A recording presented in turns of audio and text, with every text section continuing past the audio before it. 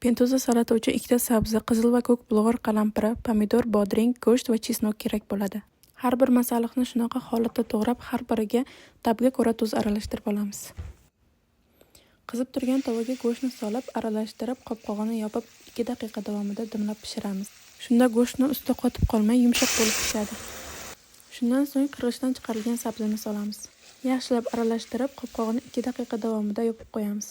So'ng mayda to'g'ralgan bulg'or qalampirlarini solamiz. Ularni ham 2 daqiqa davomida aralashtirib, qopqog'ini yopib dimlab pishiramiz. Osh tuzi va salat tuzini solib aralashtirib olamiz.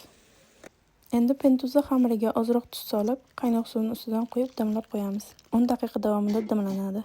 Gazni o'chiramiz va funchoza preparavasini hamda chesnokni solib, qopqog'ini yopib dimlab qo'yamiz.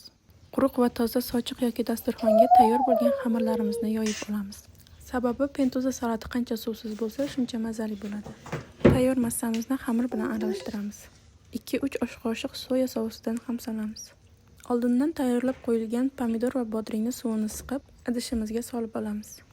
Bu salatimizning ta'miga katta ta'sir qiladi. Endi hamma masalliqlarni yaxshilab aralashtirib olamiz. Salatimiz tayyor, dasturxonga tortishingiz mumkin. Kanal rivoji uchun like va podpiska tugmalarini bosishni unutmang.